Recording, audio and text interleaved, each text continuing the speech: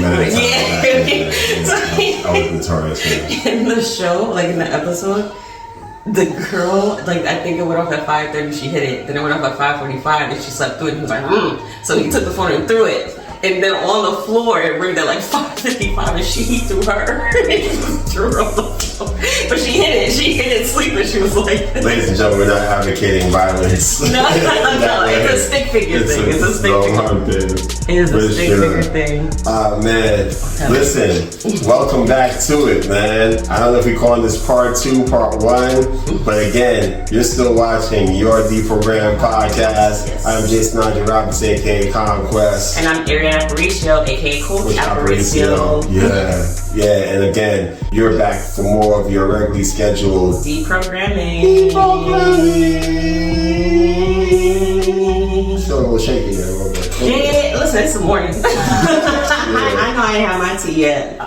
Y'all judging already? This is Deprogrammed. We don't care. That's what we're doing. That's what we're doing. So listen, this is Attack of the Geek continuation, part 2, the sequel, Yes. The Attack of the Clones, whatever you want to do. Yes, so just so people can understand the cut and what happened. So this is part 2. We ended off with, please remind me of the guy's name that you were talking about. That I was probably discussing Sail Out the Corner's album, which was Ski Mask Cologne, Right Eye. I was sharing my thoughts on that project and also things that I saw surrounding that project as far as like some banter between, Christian artists. DJ Michael V from Indie Tribe. Again, mad love to DJ Michael V and that squad, big fan. He actually DJ'd for me way back in the day, in the 2010s, when he was a bit more of an unknown, but he was on the come up. So I'm love to see his success. But again, as I always say, man, Indie Tribe, we love what you do. The 99, Really CHH, we love what you do. We can coexist. We can all be lyrical together, yes, man. That's where we left off. Yeah. Like, if God has something planned for you, you don't have to feel the need to steal anyone's shine or feel like you're not going to get your shine. Because of it. Yeah, it's meant for you. So you don't have to compete like that. Like that. The spirit of competition shouldn't come off like jealousy. Right, yeah, because I think there's a thing called healthy competition. Yes. In the sense of like, hey, I come across an artist who I think is dope and they're inspiring me to be at the best of my game. Yes. I love that. Iron sharpens iron. And then there's the unhealthy thing that I think they were almost veering into. So I'm glad and I pray that things are working out better. Better music. So that's where we left off. So you will see brand new outros. Again, we are sprucing up production, so you will see brand new outros. We have so many exciting things that we haven't been able to share with you all yet, but you'll see it in the next coming 2 weeks about what's going on personally with CONQUEST and everything we have in terms of events. You'll see it with... And Coach Aparicio. I was going to say, you'll see it with me, with the website finally being finished. First coaching sessions off the ground, first speaking engagements off the ground. Super excited about that. Super excited about that. And yeah, it's just been so much. And again, we do this all to show you how much we appreciate you guys, how much we look to upgrade our set, our design, our production, our videography, everything, clarity, quality. Yep. No, they're not a sponsor, by the way. If you know Jersey, you know what this cup is, but they are not a sponsor. But yeah, just making sure that you all feel appreciated and loved, and we want to thank you from our hearts for supporting us through this amazing journey. It's been amazing. I mean, even unpredictable, chaotic in the best way, and enlightening and empowering. Like, this is my first time kind of doing stuff like this. CONQUEST brought me into it, as you guys know. Talking, being on camera, the whole social media thing. I'm like, but it's been fun, and I've enjoyed every second of it so far. Yeah, it's been definitely a highlight of doing this with my bestie. Doing it the last year and a half, and we have amazing content for you. So again, please look out for on our social medias, on our Instagrams, on YouTube. We will be pushing promotion, such amazing things coming up, and we hope to meet most of you in person very soon. But I'm not going to spoil anything. Yeah. Stay tuned for the promos on Instagram. So we're tackling part 2? Yeah. Attack of the Geek. Exactly. And speaking of enlightening, surprising, unexpected, things that you just cited just now, that, in my opinion, was all the things I saw when I went to see Sinners. Your segues are so good. Yeah. Guys, I don't understand. He has a artistic genius. I don't get it. Like, this is not scripted. I hope y'all know this is never scripted. This is never scripted. We go in with topics and we just kind of let it flow. I didn't know he was going to do that. But yes, this was pay attention. It's just like I hear certain things, I pin it in my brain, and I'm like, I'm going to use that to get to. Speaking of enlightening, you know what I'm going to start doing, guys? And I want you guys to put in the chat. Every time you hear Conquest say "speaking of," I want you to take a shot.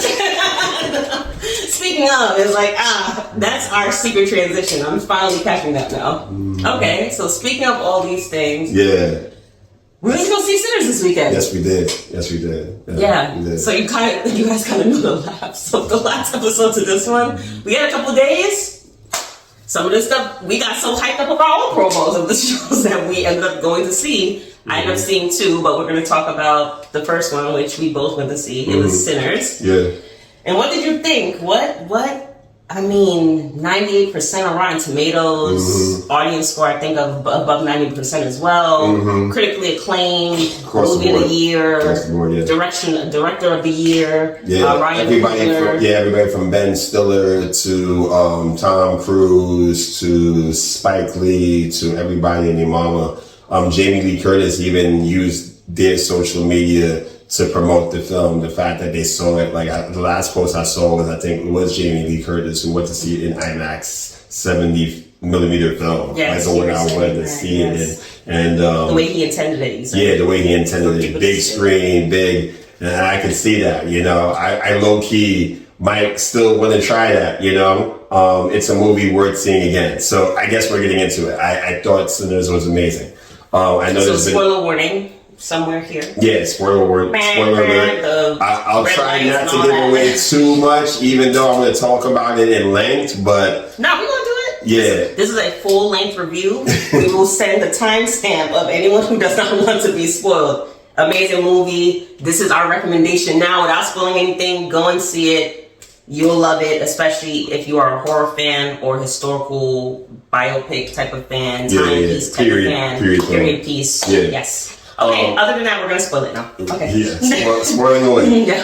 So I thought the movie was excellent. Shout out to, obviously, Ryan Coogler and Michael B. Jordan. I believe this is their 4th major film together. Fruitvale Station was 1. Creed movie was 2. Both Black Panthers. Yeah. Well, I don't think he was involved in the second one. No, he wasn't in the second one. Black Panther. So he did only 1 Creed movie.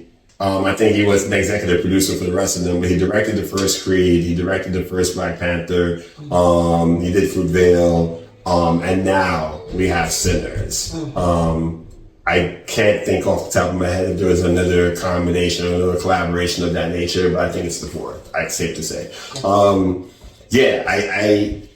I avoided as many spoilers as I could. The one thing I realized really quickly is that there were twins involved. I saw that in the promo. I was kind of half mad that I knew that already because I thought that was a major plot line. But then the way they were promoting it, I think it was emphasized that you would know that 2 brothers were involved, that they were identical twin brothers. So I don't think that was the spoiler that I thought it was. Now, the aspect of the brotherhood and how it evolved, that's when we start to reveal things. But overall, Ryan Coogler has this thing, I believe, where he's telling a story within the story. And as I told Ari when I saw it, I thought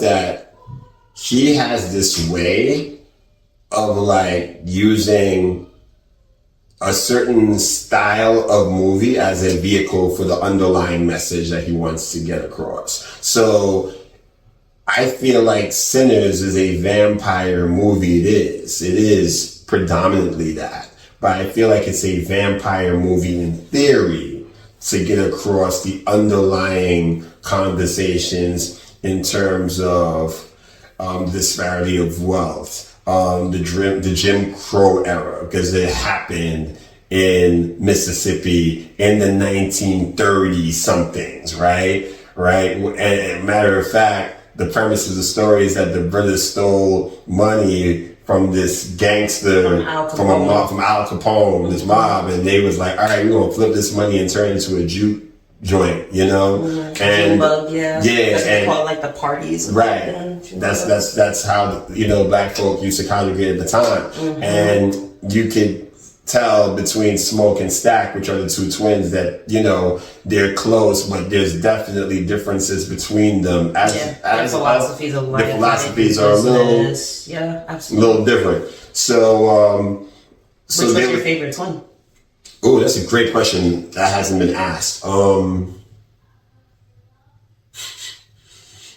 gonna lie, man. Stack had me cracking up the whole time. Stack, the way Stack was talking reckless, like Stack. There's a scene where Stack rolls up on a potential employee for the business in the fields, and his wife is there.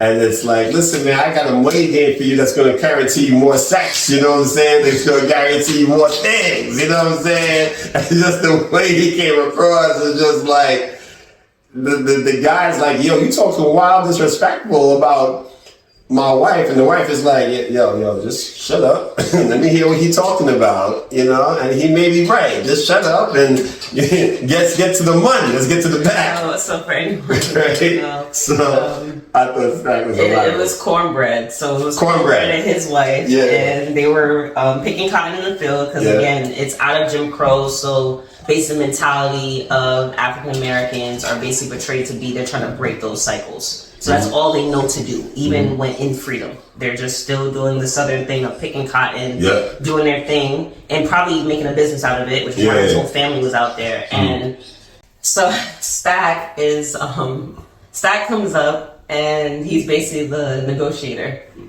And Cornbread and his wife are picking, and he come and he say, oh, I bet you're not getting no oral. I bet you're not getting no such and such.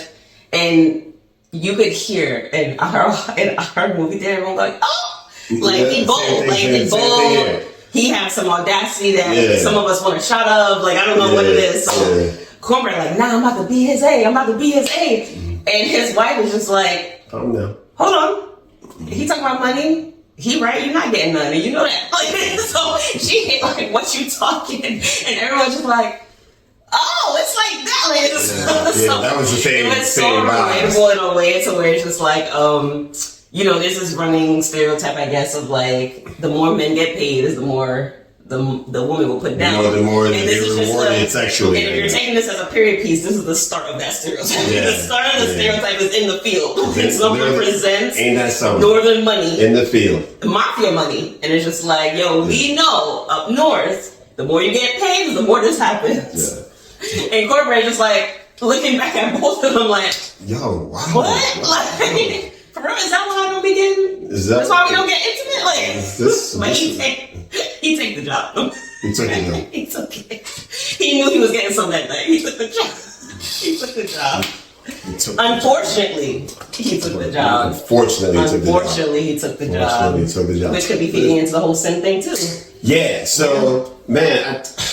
The thing is, there's so much to talk about in this movie, and I don't want us to go super long-winded because there's so much. I invite you to go see it. But if I'm to pinpoint the things that I enjoyed the way the whole vampire lore was brought in this case to kind of like feed what Ryan's ultimate message was in terms of like, what was happening during that time, during the Jim Crow era. There's a part where I think the character's name was Remnick, who was the lead vampire in the in the film, and how he, in his attempt to consume everyone who worked at the juke joint or came to the juke joint, to get everybody, he was like, you know, come join us, be immortal, be free of racism, be free of slavery, be free of everything that you guys deal with, you know? And it's interesting because here's the thing that I don't think we ever discussed. So Remnick is of Irish descent. In fact, it's a part that shows up in his acting, in his role, when they have a bit of a ritualistic dance outside of the juke joint, right? Now, at the time, Irish people weren't that much, they were revered like pure white people. Mm-hmm. You know? In fact, there's a part where Remnick was being chased down by Native Americans. Yes, he was. Right? Now, as I did the study of this, apparently Irish people and Native American people at that time had a kinship and a closeness because they came from similar backgrounds in terms of how they were colonized and how they were brought in. So it's probably true that the origin story of how that happened was that maybe Remnick came in as a ally to the Native Americans, and then they realized, oh, this guy's not one of them. This guy's a vampire. Where was this? No, this was me doing a deeper dive, because I do that, like when I watch a movie, I kind of like get some information behind the scenes as far as like, why did this happen? Why did Native Americans show up? And so in history, it's been shown in that there was a relationship like that. So that makes sense where maybe they were friends at one point, or they welcomed each other into each other's communities, and he was discovered to be this guy or this vampire. And so they were like, oh no, we thought you were like an ally. You're trying to kill us. We're going to run you out and get rid of you because we thought that you were, because you're Irish, an Irish human, that we can contribute together. So that, because, you know, I wasn't expecting to see Native Americans, is what I'm saying. And so when I saw that Native Americans was chasing down Remnick, this Irish guy, I was like, yo, where's the connection? And that's where that comes from as far as the history of that time. Okay. So that's where I looked it up, and that's where I saw it. So yeah, but he pretty much used a lot of what was happening socially as manipulation for his tactics to devour and increase the vampire lore within, you know, that period of time in the movie. And then, you know, like when there's a scene where he goes and runs up, getting away from the Native Americans, he runs up a Ku Klux Klan couple and turns them. Yeah. And now Grand Dragons. And so nephew and niece-in-law. Right. Yeah. So he flips them, and now it's the three of them. Yeah. And that's the same Grand Dragon that sold the Junebug joint to Smoke and Stack. And that's where the tie-in comes in. Literally a butcher. It's a butcher house. That's what Remnick ended up telling them, because vampires have hive minds. So the head vampire gets all the thoughts and the memories of everyone that he converts. Yes. He or she converts. And so he was telling them that it was meant to be a butcher. Beautiful. Yeah, it was meant to be a butcher plot. As like a reimagining of what the plan could be. Right. Yeah, and then coming back into power. Yeah. Absolutely. And then the other thing that I thought was interesting, which is a big high point of the movie, is the music in the movie. Like, there ain't no way we can talk about Sinners and not talk about the music. It's like a character unto itself. And a big high point, to the point where I think the Sinners soundtrack is the #1 album in the country now. Yeah, I downloaded it soon out of theaters, but I just wanted to give my thoughts on what I thought the movie was for me. Yeah, sure. So, I had mixed feelings coming out of it. Yeah. I can appreciate everything that Ryan Coogler and Michael B. Jordan and Haley, and I'm forgetting her name, but she was one of my favorite characters in the movie. Yes, she played Smoke's wife, or estranged wife, because they had the miscarriage.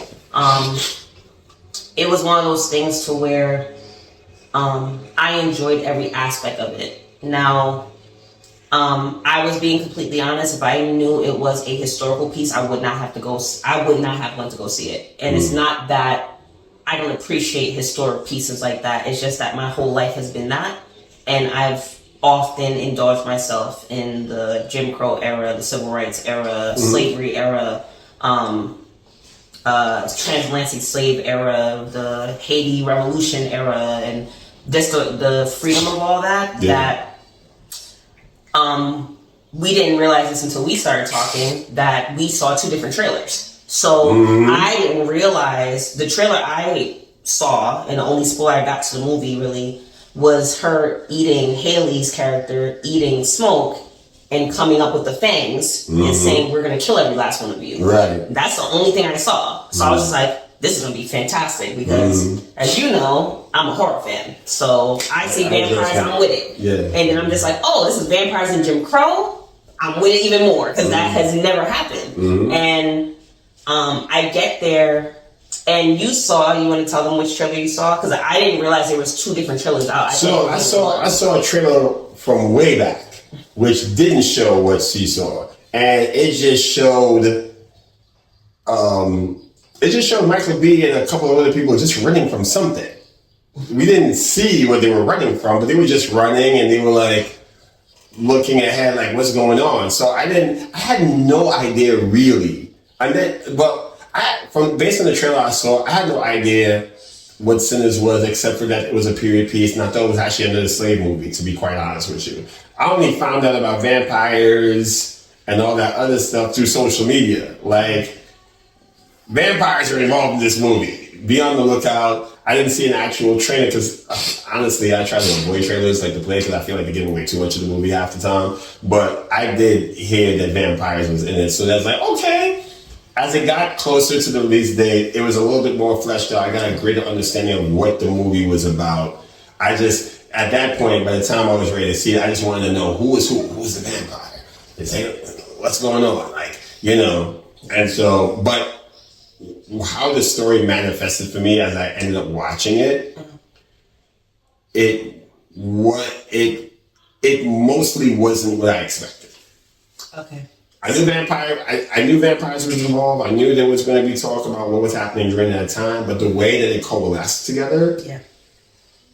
So that was the disconnect for me. So again, I still think it's probably the best movie coming out this year. I wanted to pin a point because you started going into the music, and I just want to give my thoughts on the movie. So the movie itself, again, amazing acting, incredible direction. I mean, I counted at least 3, but there was probably more long shots of just no cuts. And I'm just like, how are you doing that in a party?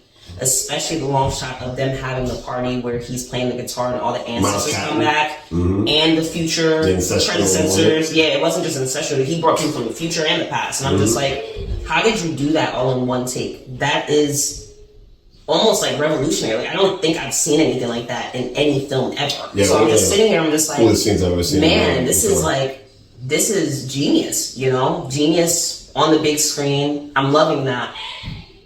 I felt I was more so I can use the word disappointed. I was more so disappointed because I think in the climate and stuff that we are right now, I didn't expect this to be so socially relevant.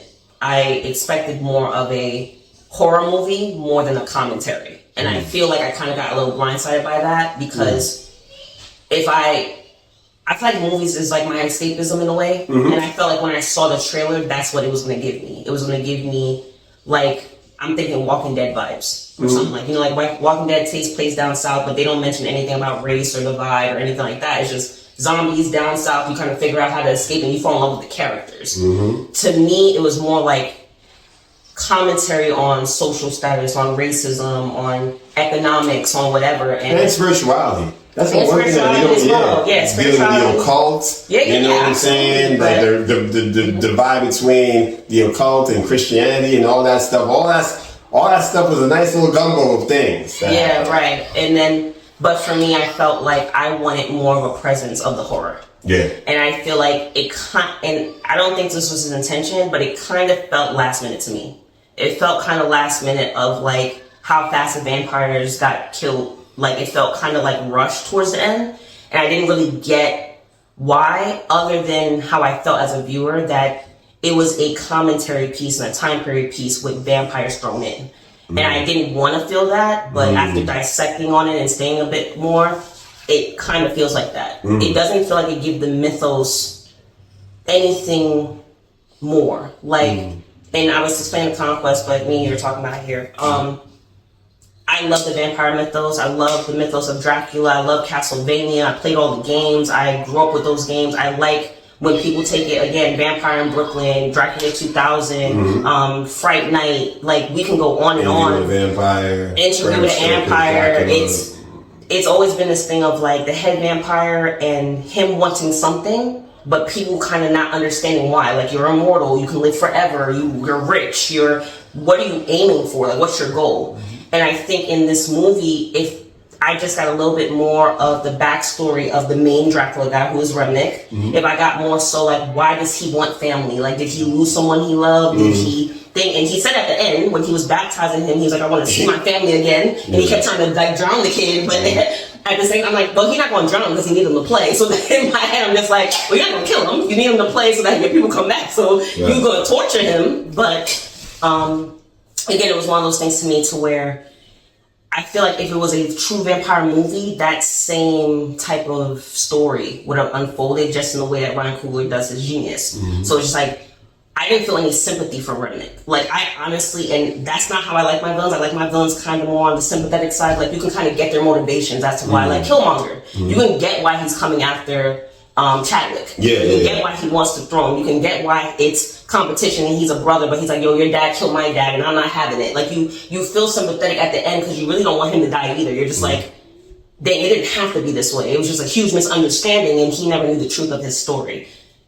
Ryan Coogler can do it. So to me, it just seemed like another, and I might be a little, I might ruffle some feathers, I guess, but it just seemed another white man evil, black man good type of movie. So just with the vampires in it. And I'm just like, that's not what vampires are. Vampires, like the movie talked about, doesn't care about race. There's a selfish desire of the main vampire and he will use anything he needs to get it. Right. So it's just like, I just felt like in that, they lost me as a sympathetic character. He just came off as a one-note antagonist, trying to get community, trying to convert everyone, and he's a master seducer. So he runs into black people and he gives them all the things that they want to hear. Freedom, no segregation, community, live forever. And it's just like, okay. So let me ask you this. Earlier we were talking about The Dark Knight, and you had your first experience with Heath Ledger's version of the Joker. Did you find the Joker to be a sympathetic figure? Yes. Based on what I saw? Yes, absolutely. Because he kept talking about his wife. Like, if you know Joker's mythos, you also know why Joker's sympathetic. He's not like this guy who just... In fact, Heath Ledger's did an Oscar-worthy performance, but so did the Joker with Joaquin Phoenix, where he shows that he is a mental health patient. He went into crazy. He was a normal guy trying to make it, and people bullied him into insanity, basically. So you feel that sympathy. I feel like you... and you get in some of the comics, too, where you're just like, man, I really do want Joker to win, because Batman's acting like a Joker. Right. I ain't gonna lie, because I feel like in those portrayals, I felt even more sympathetic for Joaquin's Joker than Heath's Joker. It's true, because Heath came off really like, no, I'm not playing, this is not a joke in the game, and then you just think his crazy is just completely anti-Batman. But he's just like, no, there's no me without you, don't you get it? Like, we're inseparable, we're two sides of the same coin, so you sympathize with Joker through Bruce. Right. Because Bruce is like, yo, I'm tired. I don't want to do this no more. He's like, you're going to keep doing it because I need you. Right. And you're just like, dang, that's a dilemma. Yeah, I feel like Heath's Joker gave me a level of intrigue, while Joaquin's Joker gave me even greater sympathy and understanding. So at the end, when he blacked out, right? So I asked that question because I just wanted to see what your temperature was as far as gauging villains' sympathetic characteristics that lead you in. So the most intriguing villains to me are always going to be ones that are more dynamic and more layered. Their motivations and tensions. I agree. And I said again, this will be my movie of the year. We will go into the music for, the next couple minutes. But, this is my movie of the year. I don't see anything passing it. It was such an intriguing watch. It was such an experience. Yeah, it was an experience. It was an experience. That's why I said I might ruffle some feathers because everyone's getting a 98. I would knock it down to an 89 for me. Like, it's somewhere in the B range. And it's only because when it came down to the racial commentary and stuff, it just seemed like Redneck was just another bad white guy that black people had to beat. And I'm just like, I get that, but you could have made it way more than that. Like, you could have made it way more than white people being it just seemed like he was just kind of thrown in. And it's just like, why didn't you make the vampire Native American? Like, you could have made it, in that case, if we were talking about no racism, you could have just made it anywhere. You could have made him, well, again, he was Irish, so I guess he wasn't the English white guy, but it's just like you could have made him anything. You know what I mean? Of European white guys, I might need to catch a beat down. Stay tuned. We're going to get to that later in the episode. I just thought of that when you said that. I have to laugh. It was your segue. It may be a segue for me, but that's the only thing for me. It would knock it down like a letter grade for me. Yeah. Just because again, I wanted the villain to be more dynamic. I wanted the vampires to be the heart of the show. It doesn't seem like vampires was the heart of the show. This was a Jim Crow movie. Yeah. It was a Jim Crow movie. It was post-slavery. It was what black people had to go through, and then imagining if they had to go through reassimilating to society with the extra act of killing vampires on the side. Copy. It's just like, that's a lot. Like, if you're thinking about them having to fight the Klan and vampire, and you're just like, how did y'all make it back? It really is different. It's really what perspective you're looking for when it comes to this movie. I think it's a really great movie. I'm the type of person that, I agree with Ari in the sense of that, there was a time where I got really sick of these historical think pieces, disguised as movies that really focused on black trauma. Yeah, right? It's not one of those things. I know.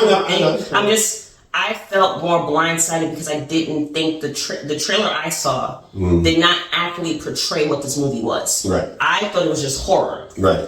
I'm seeing this as a period piece with a hint of horror. That's how I'm seeing it. I get you. I felt kind of blindsided. So it wasn't like, again, if I knew the trailer that you saw, I probably wouldn't go see it. It wasn't like because to be honest with you, the trailer I saw didn't really bring me in like that because I thought it was just going to be one of those 12 years a slave. I'm good on those, to be honest. It's like, we get it. We were enslaved. I'm not trying to minimize it, but it's just like there's only so much black trauma that I could watch as entertainment. Like even Will Smith had a slave movie post-Oscar slap. Never saw it. I'm good. I've seen it. You know what I'm saying? Like I know this, I'm sure there's a part of the story, but I'm just thinking, can we get more of the stories that feel more empowering for black and brown people during that time if there is more? You know what I'm saying? Even if it's just, we retired in and we beat them up. Like Django Unchained. Like I can do it. Like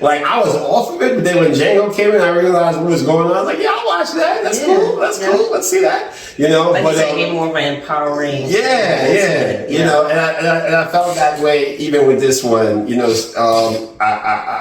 was vibing off that. But speaking of the music of the film, shout out to Miles Caton, I believe that's his name, if I'm pronouncing the Katon or Caton or Miles Caton. I think he's like 20, 21 years old. He was 19 when they started. Right, phenomenal musician, great voice. I actually saw an interview with him where he kind of spoke on his process as far as getting into character, like him listening to certain music from that time to adjust his voice and adjust his methodology to get into character for that role. And he did a phenomenal job, sounded way beyond his years, sounded like the time. His acting was great too. And just the music and how it was deployed throughout the film to raise tension, to raise awareness, to switch scenes, the performances on set that were actually live recordings that we witnessed. Great job. Shout out to this guy. His name is Ludwig. I am not even going to try and pronounce his last name. He's Swedish. He is 38 something. I think he's late 30s. Him and his wife, they're grand musicians. Ludwig grew up with blues music in his home. It's white guy. He's Swedish, right? That's as white as it gets, right? And Nordic Viking. That's Nordic. It's Viking vibes. But apparently his pops played a lot of blues music in the home. Like Ludwig is an accomplished musician. I have his proper name in the captions. It just speaks to the music being universal. Yeah, and he, his father saw the buddy guys who appears in the movie. The legendary buddy guy was in the movie. He saw these people. So Ludwig himself has become a phenomenal musician and original score composer, so that he was able to work on the soundtracks for Tenet. He was able to work on Oppenheimer. He did work on Black Panther. He did all this white dude from Sweden, and he was able to now flip and go into this bag here. And again, I think the music providing a good character. It's ironic too, actually. It is. Yeah, it's ironic. It's like, wait, it's him? Yeah. Because we associate blues with authentic black Southern grassroots music, and they're playing in Sweden. Yeah, and creating composers that are legendary. If you do not understand the movies that Conquest just listed, those are Oscar-nominated movies. Those are movies that have set the tone, won the Oscars. The actors have won the.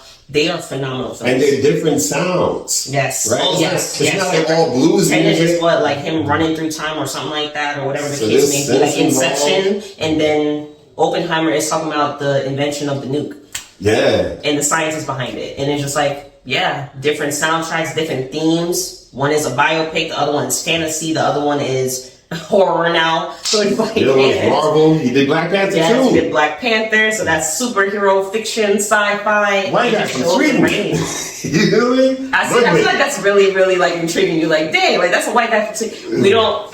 It's amazing what this podcast is because it brings perspective. I don't ever think music to be a race. Like, it doesn't surprise me when white people can play banjos and blues. No, but that's the reason why I'm emphasizing it. Because the simple fact is like, yo, if you are true to the music and true to how you grew up and how you were raised, you can create anything and it be authentic. And it be authentic. Yeah. So because somebody might say the white guy from Sweden didn't do that. Yes, he did.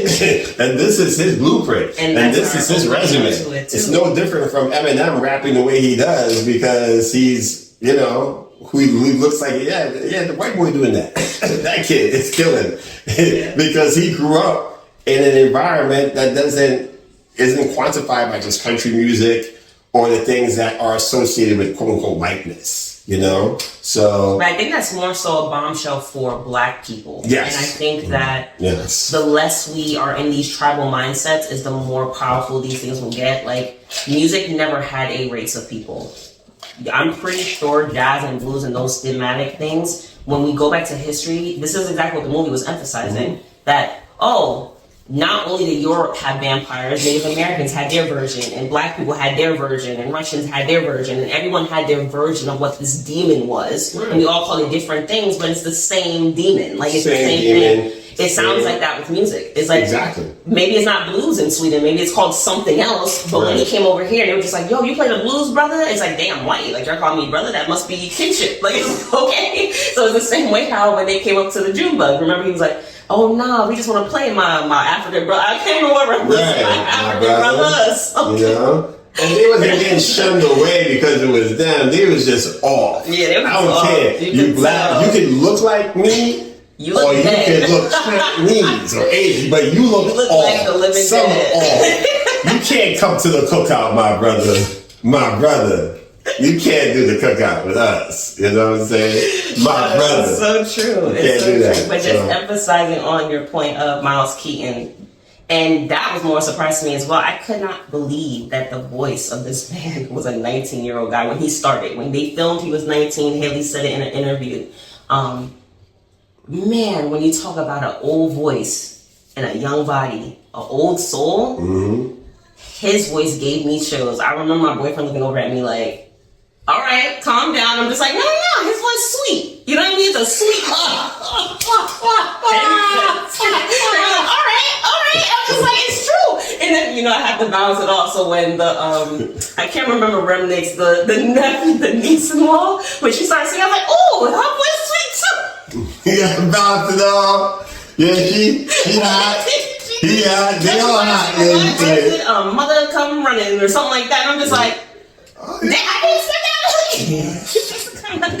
All you see is like, yeah, cool him down. He's like, what I gotta do? You know, like, what I gotta do? Sing, brother, sing. Say some voice left. That's all. Shout out to Henry, my man. Nah, he's perfect, man. He's perfect. But I was just like, man, I just can't believe this dude gave me chills from every time he sang. I was just like, you can't be that young. That was more flabbergasted to me than the cast. Was crazy. I'm just like, I was talking to the old girl. Swagger. And sometimes I don't even know if people think maybe in like how you say bloopers or something on the DVD cut or Blu-ray. he broke his accent a couple times. Like, he went and said deep soldier. I'm just like, you're not supposed to be that guy right now. You're supposed to be a 19-year-old, you know, what they say, fish out of water, trying to be cool with your cousins, and you're supposed to be like light and southerny. But when he was talking to her, and a couple times when he was even talking to Smoke, he was like, well, I ain't want that. I was like, that's the singing voice. That is not supposed to be. No, I think that's his character. Here's the thing, because Miles was like, yo, listen, I'm trying to be with y'all. Yes. He's like, I'm trying to be with y'all. He's like, yo, man, you better go home. I will shoot you in your face. Like, stop playing with me. And it's like, he's like, go to the bar where all the good people are. He's like, all the good people. He just stood there, like. It's true, but he carried that and keeping it in tone with the music. The music was, I believe, and people could theorize this, but my theory is that the music was the main character. Everything was centered around the music. It was about the person who can deliver it the best, who had the power of harnessing all these supernatural gifts with it, and then it had such a great ending or wrap up because music was in us. And I think the thing that Ryan's trying to express is that even with all the evil we know it attracts, it's something we can't leave. Yes. Because it's innately in us. And like he said at the end, even though all that stuff came to me, it was still the best day of my life. And that, I think that was meant to he was a man guy. It started with him and ended with him. So yes. And I know there's some theories going around that that's not actually him. I heard some theories. I heard people trying to break through the fourth wall and stuff like that. But let's just take that on that is him at the end. Like you said, that's full circle. It's just like, man, you have the scratches on your face that showed you dealt with Dracula. And you sitting here with the same guitar that attracted Dracula? The same one? And then, what's his name? And Haley come back from the past, or they, they're immortal, so they come back to see him. And he's like, yeah, my brother promised me not to ever touch you and never harm you. So he has like a ring of protection around him. And he's like, do you still have it? And he's like, yeah. And he was like, yo, for me too, and that's someone who lived immortally, he's like, yo, that was also the best night of my life. Crazy. So like a demon and an angel basically saying, hey, listen, that one time we clashed was still the best night we ever had. That's incredible to me, and that goes to show the power and the influence of music. Yes, it has great power for good, but it can also be used for bad, and it can be used for influencing bad things. And it just goes it goes into how spiritual that is, how music is in everybody. And when you have these gifts and you're born with it and you know you have it, you can't get rid of it, which side do you choose? Right. Absolutely. And I think that's great. Super powerful, man. Music, the soundtrack being number one. Oh yeah, I came out that movie theater and I downloaded it immediately. I downloaded all the tracks. I was like, babe, this is gonna win soundtrack of the year. Yeah. The music is the character. The music is the movie. Like, so yeah, it was. Yeah, I think it's a song called "I Lied to You." That's the song that he performed when the ancestral action. Yes, and the futuristic things that happened. Do you remember that run that he did when he pointed at the sky and it turned into the chord of I think the violin or something, and the transition was so flawless. I was like, yo, how long? I'm not gonna lie, I don't know when it started. Like, I don't know when his voice stopped and when the string was going. I don't know when it began. Yeah, and I thought it was his breath control. So I'm listening as an artist, like, okay, he gonna take a breath or he gonna stop, and it goes straight into like, and then it comes down again. I'm just like, oh, they transitioned that. Yeah, it was really something remarkable. It really was. Go see Sinners, y'all. Go see Sinners. It's out right now. Don't say it so blunt like that, but go see Sinners. Sinners is an amazing movie. Amazing. There's a lot of themes, thematics. Recommendation, okay? Just so y'all know, it is a period piece movie. It's a horror movie. More on the Jim Crow than the horror, but if you appreciate. And we actually had this talk too. There was a time where I thought it was actually a musical as well. That's how much music is in it. So if you like musical theater, if you like period pieces, then that is definitely the movie to go see. It's incredible. If you like horror, it probably won't scratch an itch, but it has it in there, so you'll still be pleasantly surprised. But yeah, man, there's a reason why it's getting the high ratings. I think it's because it's just art. When you go, you just see art. Yeah, for sure. You see art on screen, and go see it in theaters. Do not miss this out and watch it at home. Definitely go buy the ticket, have the surround sound, because this is I would argue that it's probably a musical before anything else. You want to hear all the bass, all the trembles, all the strings, all the riffs. You want to feel all that. So yeah, go see Sinners, guys. The ratings are not lying. It's a good movie. It's a great movie. Fantastic, for sure. Before we switch gears, there was one other movie that I haven't seen yet, but you've seen. So I need a brief but detailed, but not so detailed because I didn't see it. For you. So we're gonna say and then be joking. Like no, it's no. I promise I won't spoil it. So in part one, we talked about the Thunderbolts, and I also went to go see the Thunderbolts this weekend. Marvel has been on a type of rough path the last couple years, especially with their movies. People saying it's formulaic. You know what I mean? People saying it's There was a stack. Cut that, y'all. We gonna cut that, y'all. Now. They lost. No, we gonna keep that, because some of them joints are just kind of light. I ain't gonna lie. Like it lost a little bit of it. It was formulaic. It was a lot of money grab talk. There was a lot of like no one's putting in the creativity anymore for properties that mean so much to so many people. It's like once Avengers Endgame came out. Yeah, there was some stuff on there. Like Loki again is one of my favorite series that they ever dropped. No Way Home was great. No Way Home was incredible. But overall, the vibe wasn't. Yes, it seemed like they kind of lost direction. Then the whole thing with Jonathan Majors happened, so they lost their main antagonist. Which again, despite all the charges and everything he went through, Jonathan Majors as Kang is still a irreplaceable character. He did amazing. He did amazing for the things that he did in that character. But as we know, they're transitioning from that with Doomsday. So I'm gonna go see Thunderbolts, and it's the way I would say is a soft return to form.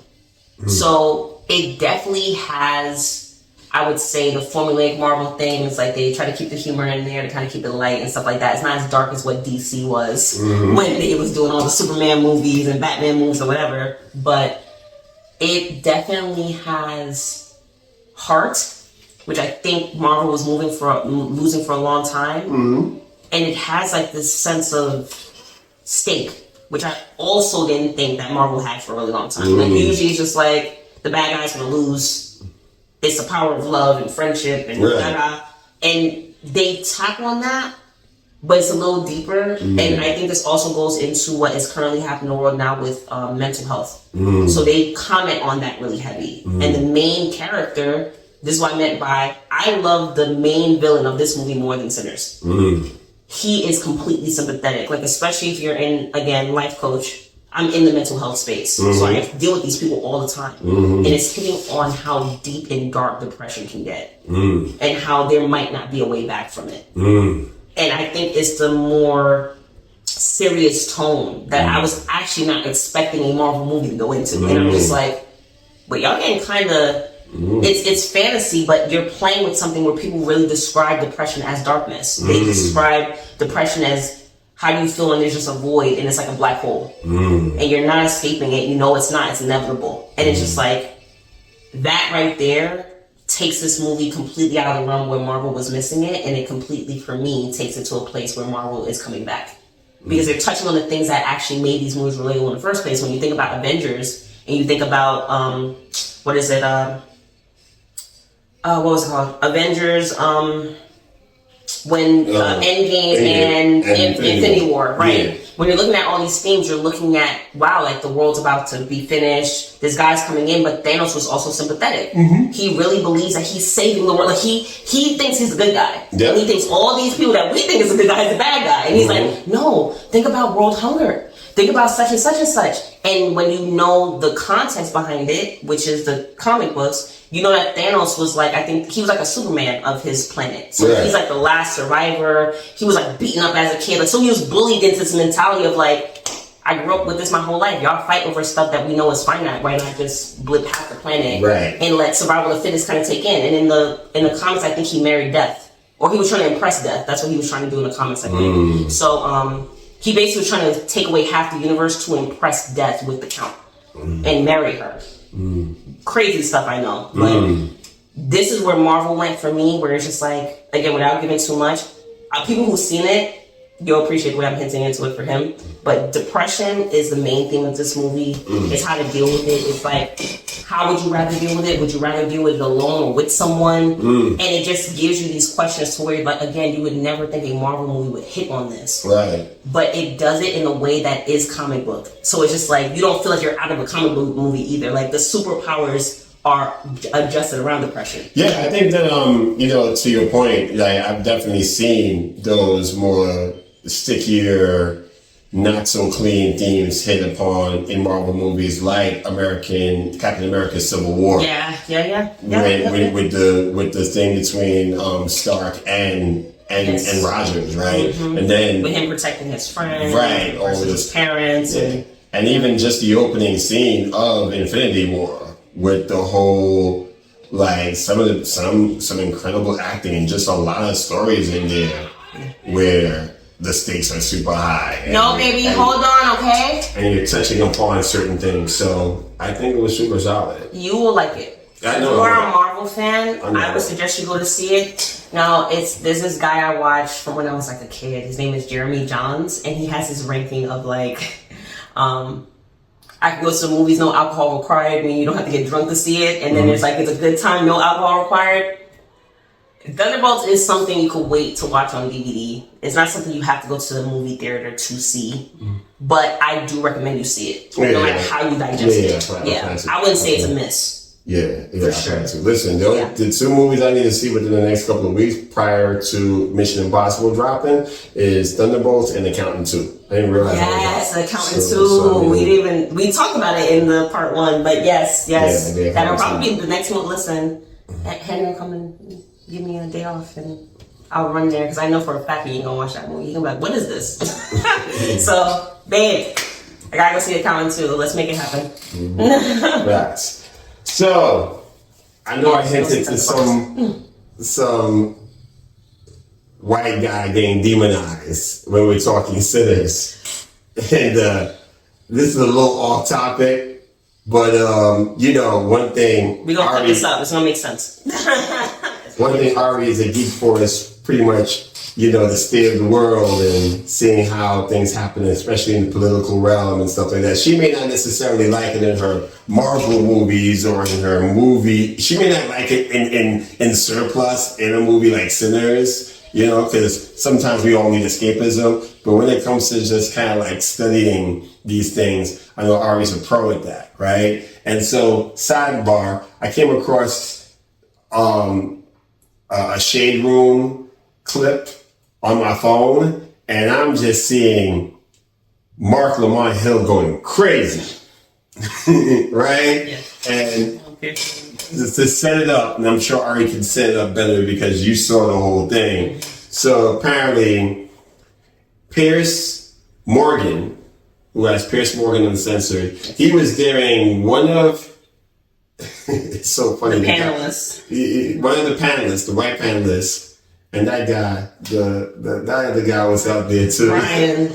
Byron. Yeah, he was there. Fresh and Fit. Oh, Lord, this guy. I was like, oh, he there too? Okay, got it. So yeah, DJ Academics of the bread pill. He really gets for real. Yes. So Piers Morgan was daring that woman, whoever her name is. I don't have it. Ari will. And no, I actually don't, but I know it's like Lila, something like that. I was there and say, oh, you have freedom to say whatever you want. Well, say the N-word right now. Say it. Say the N-word. Go for it. Now, I know what Piers was trying to do. I will give you context of all this, but you are going off on a great reel. Piers was trying to get homegirl canceled. She was just like, step into the fire. You know?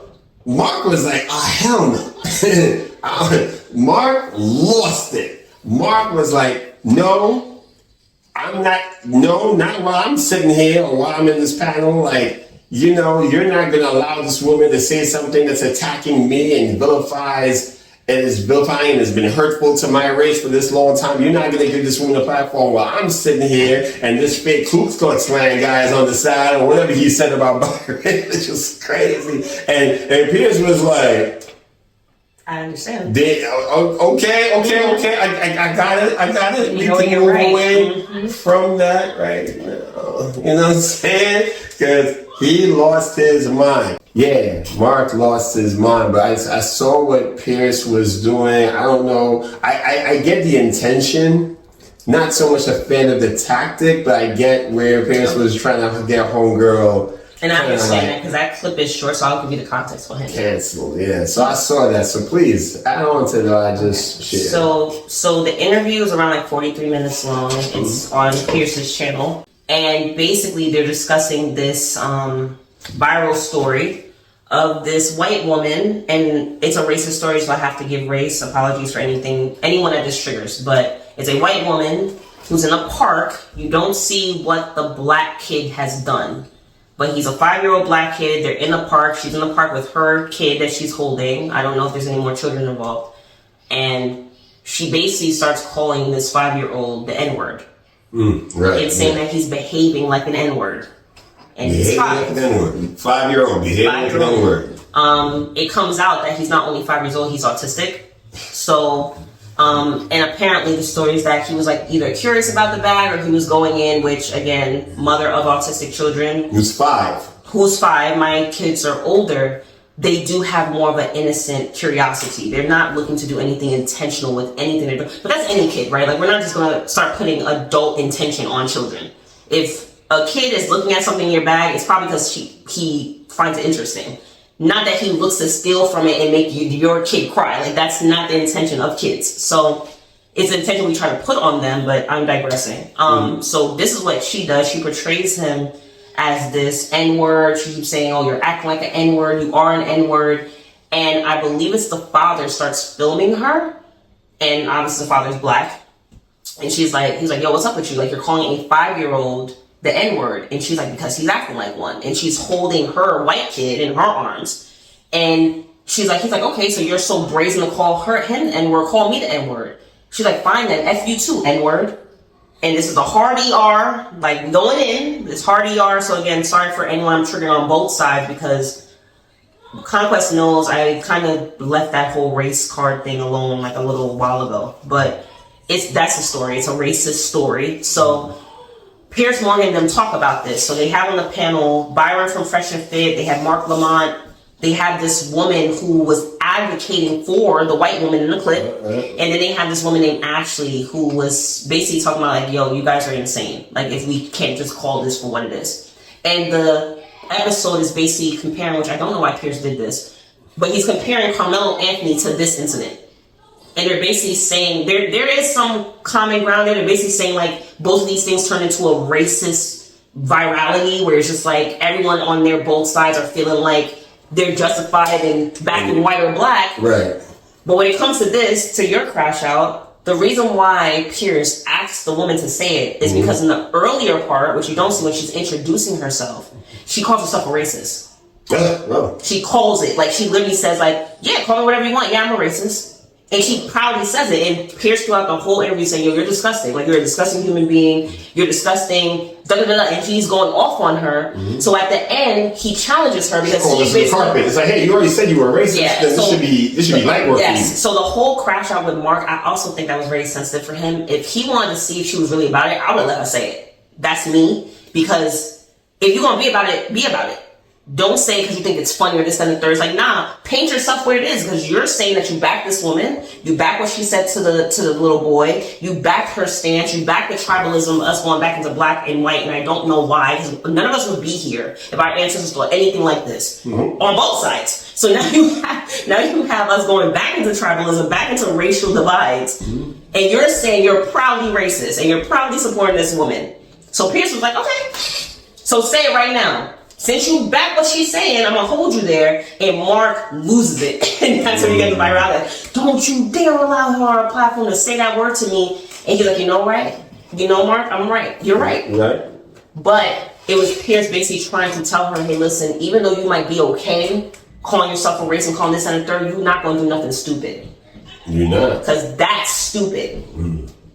And he basically proved it because when I don't know if the clip showed the whole thing, but he told her to say it a couple times and she looked at the camera and laughed. And she knows she's not going to do nothing though. Like she knows. You can call it all you want to. She knows where the bread is buttered. You know what I'm saying? She knows what lines and not to. Ain't that much freedom of speech in the world. But this is what she was arguing as well. She was like, it's not really freedom of speech because. So can we get into the commentary about this? Yeah, so. We can stretch this like an hour and a half, right? All right. So that's the context. So what do you think here in the context of it? So Pierce was not trying to egg anyone on or trying to trigger Mark. Like, I'm actually surprised Mark got triggered that way. Because you would think as much as he advocates for this, you would want to know the people who are obviously your enemy. Like, it's just like, oh, there is no convincing you that even if I'm educated or even if I have a good paying job or I'm a family man, that I'm not a nigger. And yes, I'm saying it for the content of the show, guys, so we'll edit it and bleep it out. But I think it's important to say this word so that people hear it. She's calling people nigger. We're going to get into what that word means because I really feel like people are playing that's why I was ignorance in this. That's why I was trying to go. But yes. So listen, that's the whole concept. When I saw the clip, it reminded me of a conversation we literally had not even 24 hours prior about the whole obsession with black people and the N-word. And it's just one of those things, again, I know that we've co-opted it, just like women have co-opted the B word in a lot of cases. Say it. Well, I'll say it. There's a couple words in this thing where it's just like... Slut, all these things. Yeah. Slut walk, right? They've co-opted a lot of things. Yeah. So Mark's reaction is... When I saw in the comments, I saw a lot of comments on Shade Room where it was like, man, Mark may have overreacted. And then there was other comments where it was like, yeah, this is the desired reaction of that towards that word, and especially it being said by a white woman or anybody white. I just find it interesting that this buck only stops there. This is a word that has existed for God knows how long, and it's still upsetting. And when it's still upsetting based on pronunciation and context, right? Yes. It is upsetting based on pronunciation and context, right? If your boy is like, yo, what up, my man? Everything is good. Another person says it, I want to choke you out on the panel, and you're disrespecting me and you're threatening my life and my safety by the mere utterance of another pronunciation of this word. I'm not going to stay too long on this because I know Ari can break down this even further, but I don't really truthfully, I don't have really much more to say. All I'm saying is like, yo, what's good for the goose? After she said the N-word, she went on a GoFundMe site, and to this day has raised more than $600,000. So that's the whole context of it. So I apologize if I didn't get that in until right now. So this is the larger argument that I'm gonna wrap up with. A lot of the things that are injustices to quote unquote black and brown people, we often co-opt and use against each other, ourselves. I remember a Kendrick Lamar record known as Black of the Berry. And I remember, it's one of my favorite records for me. It might be a top 3 record for me. It's off To Pimp a Butterfly. And I love that record. And I remember Kendrick getting flack for that song initially when it dropped because he was pointing the finger at himself. It's like, yo, I'm responsible. I'm taking responsibility for half of the shenanigans that's happening there. And black people didn't like that. And my thing is that maybe we need to take more ownership accountability for a lot of the things that we hate happening or coming from other races of people. We need to do that more. I know there was a time when it was like, well, we can't do that as much because it's institutional racism.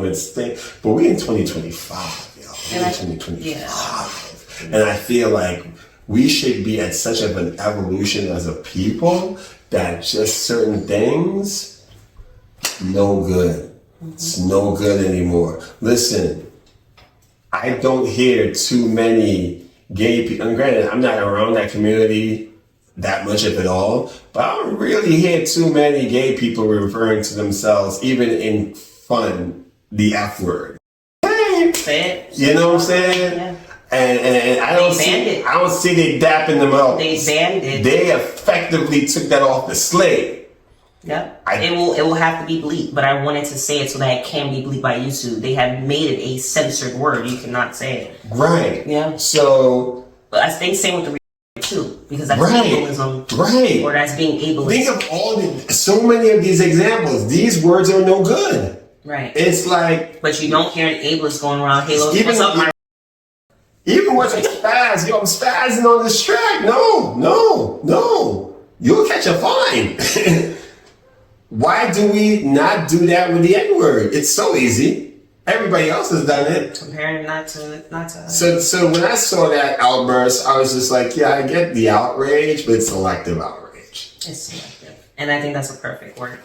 I think you made an excellent point. I love hearing our brothers and sisters talk about this because I feel like there is a huge lack of accountability when it comes to this type of issue.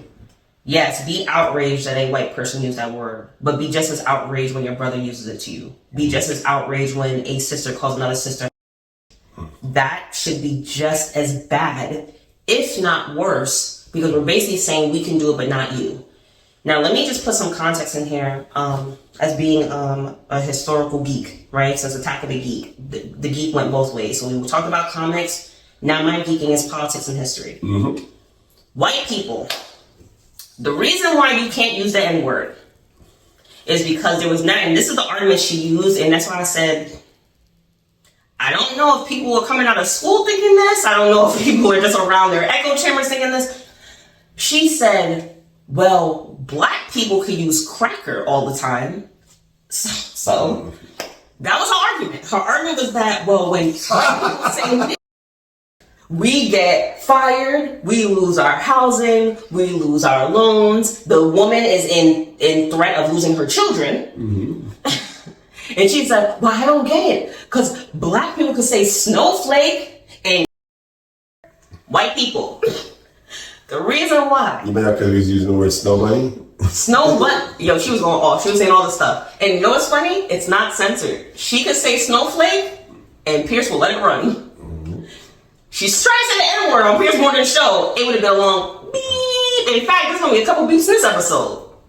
And it's our podcast. So even like she said, freedom of speech. Freedom of speech comes with the caveat of you not causing any type of harm or having to prove that your intent was not to cause harm to anyone else. Once you are doing that, you are infringing on someone else's right to defend themselves. The thing, the reason why will never equate to that. Snowflake will never equate to that. Is there any other white things I'm missing? Snowball, snow bunny,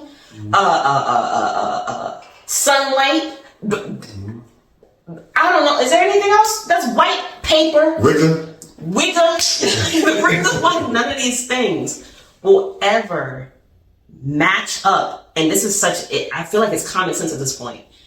Show me one legal document where you are not allowed to go into a store. They say crackers are not allowed. Mm-hmm. Snowflakes are not allowed to learn at the school. Mm-hmm. Snowflakes are not allowed to buy from here. Mm-hmm. Snow bunnies can't contradict me. Paper people are not allowed to engage in this party. Sanders is a great commentary drive. We're going to full circle this. Mm-hmm. Those white people were coming to raid their party. Even they didn't think they could be kept out. Mm-hmm. There was never a thing. It's their party. Could they not have said no whites allowed? Mm-hmm. They could have. They actually entertained they entertained the idea. Mm-hmm. Especially when they heard them playing, they were just like, oh, they actually kind of good. Haley Stanfield's some of the black people was literally saying, oh, wait a minute. But they really good though. Yeah, Haley Stanfield's character, Mary, was dealing with those. With the biracial issues and her being half white, half black. Yep. And the reason why it will never, just so you guys can have a clear point, there was never a system that denounced you your right, that took away your liberties, that took away your human right. When we say no matter what race, gender, creed, religion, sex you are, every human deserves this right. There was never a time where a word for white people stopped that from happening. Mm-hmm. Ever. They put Negro as a subhuman class. It was humans and then it was the Negro. Oh, feed the Negro. Make sure the Negro's happy. Make sure the Negro knows that he can aspire to something even though he can't. It was taught like class as a whole subset of human. White people never had it. And I'm not going to say white people generally. Here in America, American history never had a white group. I think the closest they got to was Italians. Yeah. And Italians get that because when Italians, Irish, these people. Yes, Italians was taken over by Hannibal, I believe, if I'm remembering the history. So Italians are seen as the mutts of white. Mm-hmm. Yep. Because black people took them over. Right. So they're like half-blood. So the pure white people don't respect the Italians. And I'm just like, cool. So when the Italians came over, y'all was segregated too. Then Asians, y'all was called. Mm-hmm. You don't ever see another Chinese person, hey, what's up, my But it was called in the newspaper. Mm-hmm. Nobody had the legal ramifications. Asian in the audience, let me know what the slang is that y'all use for each other. Listen, we know it's not because it was something that the white people gave them to make fun of them for the eyes that they had. Mm-hmm. No matter what change, no matter what Italian word you're using, I don't know what they used to call them to be derogatory. Chinks was Chinese. The Negro was the only derogatory term when it came to subhuman treatment. And it's in legal we're talking about Constitution, we're talking about founding papers, we're talking about how presidents used to talk about black people. Mm-hmm. That's what we're talking about. So no, cracker is never going to be as offensive. I'm sorry that y'all wait. Y'all can't have to wait. That's why the white people who actually made the change, the white people I'm not talking when I'm addressing the people who think is equivalent. Mm-hmm. This is why the white people who really helped make a change in this country also knew that. Mm-hmm. They knew they had to make right. Because as a human, you know that. You put this label on these people. You called them the Negro. And you made them animals. You equated them to a cow, to a chicken, to a pig. They can be slaughtered when you want them. When they're inconvenient, you can ditch them. That is how you treated us. So there is nothing there that is saying that that's empowering in any way. There's nothing saying that, oh, take the Negro and take it back, which is coming back to the accountability of black people. Mm-hmm. We are the only race that I have seen to where a word that was used to hurt us so bad, treat us inhumanely, betray our families, betray our human right in our existence, sit here and say what all the ego of black people is, you're going to take this word back. No, you're not. You're never going to take it back. Dish it. You even give it to yourself. They call us I think the rumors that they call us they thought we all came from the Niger. Yeah. And that's how they pronounce Niger. They could pronounce it the people. Right. You never gave yourself that word. I'm pretty sure anyone coming from Niger would have looked at those white people like no, that's not how you pronounce it. Mm-hmm. But we don't speak English, so we can't tell you it's wrong. Right. And it don't have two G's, have one. So it's like you're not even reading it right. But it's we were not educated in English. We were not educated in English. We did not give ourselves that word. Why are we using it for our people? What is the calling of us saying we're empowering our people through this? We're not. This is the thing, like you said, selective outrage. If you don't want other people to do it, ban it. Stop playing it in your music. Conquest knows this for me personally. I don't use it here. When I get mad, and this is like a personal antidote, so I'll condense it. I was around some of the most extreme black groups you could ever be. I was with the Hebrew Israelites, a part of my life. Mm-hmm. I was with the Pan-African movement. What I can tell anyone from my personal story is that whenever you get into groups like that, there is an extremity that if you don't have humanity, they'll take you.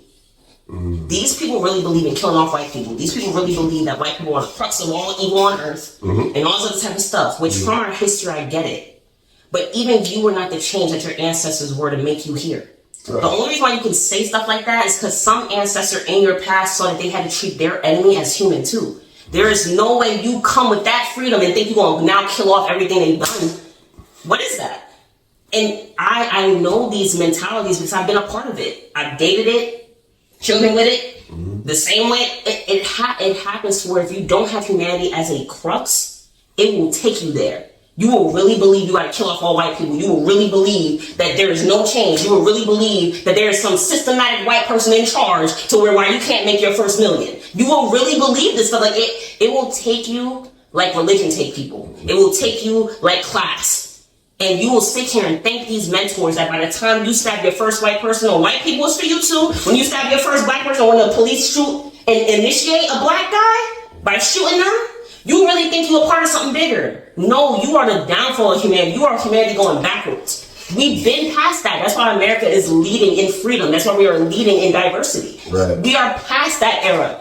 You guys are holding on to something that no longer exists. Black people ditch the N-word. It's never done anything for you. In fact, we know this because when black people get mad, don't they use it the same way? They just yell it more. They say F in front of it. F I can't stand you, my nigga. Like it's the GA. So you have to think of like tone, like you said, like tone, context. Did you yell at me? Did you? What's up, my? Like even sometimes when you don't classify yourself as a, you hear like what's up, my? You kind of look at someone like it's a threat. Yeah, you're like, yo, what's up? You know what I'm saying? Are you coming through my? Yeah, but we're not gonna be talking like that. Like, I'm coming through, but that's not. It's almost like you could see. It's like what? It's all threatening. Yes, we can laugh. And this is what white people say. Well, y'all laughing at it. You know why? Because I've heard every way. I've heard ER. I heard monkey. I heard black. I heard woman. I heard breast. I didn't know there was a breast, and I was just like, oh, okay, it's a mistress. I'm just like, okay, yo, you can't make this stuff up. I've heard it in so many ways, but again, I know how I look. I know how people are going to associate me. I have to tell other people that is not how I associate. I don't associate me, and I don't. Conquest could ask you, or you can ask him personally. How I come to y'all is how I come in life. There is no way. I don't allow around me with my brothers, and I don't allow around with my sisters. There is nothing you can do to make that word powerful for you. Nothing. You didn't give it to yourself. Can you imagine black people giving other black women bitch? That wasn't given to you by us. We never called our sisters ever. So white people start doing it. You take the power back, and then all of a sudden you're like, that's my. We have an obsession with adopting terms that certain people can't say. Okay, so this is my theory. Ready? This comes back to accountability of black people. I have heard many of black men and women, I mean growing up, why do you use this word? You know like 90% of the response was, it's too hard to change it. It's too hard to change my vernacular. It's ingrained in me. When I get mad, I just kind of blurt it out. So to me, I'm going to tell you what that means now at 31. Laziness. Because you can not stop yourself from saying, I bet you never curse in front of your boss. But you curse all the time with your homies. Mm-hmm. So how is it now that you can select when that is not okay for you to use? You would think that if it meant that worse to you, that if someone just, let's just say a white person just made a mistake. Because you know, the white people hang out with black people too. They be like, oh, they can sing their songs. And they be like, Mom. And they'll yell it out. Everybody mad. Right. Wouldn't you start to disassociate yourself with that if you know it's a trigger? Wouldn't you be like, yo, not only am I not going to want to hear it from other people, but if other people don't hear me saying it, they're going to know not to say it around me. Most of my friend circle know not to use bitch around me because I don't call them that. So it completely takes the word out of their vocabulary too by osmosis. I don't call my brothers. So I'm not going to expect for someone else to be like, no, somebody. It'd be like, huh? Nobody in my circle does that. Ever. Nobody uses that word. Because it's something that is a discipline. Yes, we grew up in an environment where it was very profound and it was in every song and it was the and we're going to take it back like Ice Cube said, which I don't know why. I was too young to say, yo, this is really weird. But it's just a discipline. And all I hear when I hear black people say that, the other 10% of it is that people will say, oh, it doesn't mean as much to me to get rid of it. Like, it doesn't affect me. So if I hear someone say, it's like, it's like, okay, so you're not going to change anything that doesn't affect you emotionally. Mm-hmm. But as we see with Mark Lamont, and as we see with a lot of black people who act like it don't affect them, let the wrong person say it. Mm. Let the wrong tone come up. And all of a sudden, that word that you said didn't mean anything, all of a sudden means a lot. A lot. Just ditch it. Jews did the same thing. Every group that you're looking at that you consider a tribe, all of them have done it. Black people are only not doing it because we're giving the excuse. And let me give you some additional context, right? Mark Lamont Hill is on a podcast known as the Joe Budden podcast where they say that word incessantly. Yes. I'm pretty sure I've heard Mark say it a couple of times on said podcast. Mm-hmm. But now on Piers Morgan's show, he ain't trying to hear that from some woman. Hypocritical. It's hypocritical. You know what I'm saying? So. Because again, why are you selective? What you're basically turning into, which is really effed up in a way, because this was something that you really think, and I just want black people to, hear this scenario. You really think that when we was going through slavery and they was calling us people and all this stuff, that white people cared if we was friends with them or not? Like, do you really think that? Like, so the fact that you make as this type of like gang initiation thing where it's just like, if you cool enough, do you understand that standard and that bar is so low and it makes no sense because no one's gauging? What kind of friendship does the white man have to make? Y'all didn't give Eminem that. And Eminem is, I don't care what anyone say, he the best rapper in my book, other than the greats who have passed away. He the best one. Y'all didn't give him that pass, and he is more black than a lot of black people I know. He know more of hip hop than a lot of black people I know. Y'all don't give him the pass, so what is the gauge or what white people can say it? What is the barometer? There is none. They're just saying, oh, if he's with this person or if they just happen to be in this crowd. I was like, yo, Joe Rogan in my book can't use it either. I don't care if he has the #1 podcast or not. He can't use it, but neither can Mark. Mark can't use it either. I don't care how black he is and how pro-black he is. If we're really progressive, everybody gets to say it. If we're really progressive, right? It's like, no, man, don't worry, you ain't got no power. Desensitize it, right? Yeah, make it available for everybody. The same way they made available for white people. Out of all the words that will be censored on this podcast, bitch will not be censored. Why? Because they desensitize the word. Mm-hmm. Now if you say, hey, listen, you a bad bitch, no one's looking at it like, yo, you calling her a dog still, like that's still. If a guy says that, it's like, hey, go, selective outrage. Oh, that. You ain't got no rage. I don't know you like that to call me no bad bitch. It was never a good word. It is very rare in history you will take a bad word and turn it into a good word. You can't say that. You don't know me like that. Didn't they take the swastika? This is like a quick wrap up to that. They took the swastika. The swastika I heard was like a Hindu symbol or something. It meant peace and love. Okay. And they turned it into the castration and the genocide of Jews. Right? That's the swastika. Right? I'll put it here. They do that. It's so much easier to take a good thing and make it bad in the sake of righteousness. Like Hitler said, we're doing the world a favor. So we're going to take this thing that means peace, and it really means peace for the world, and we're going to use it as our attack on Jews. Name me one time in history where some term was bad from the get-go, and they empowered it. Never.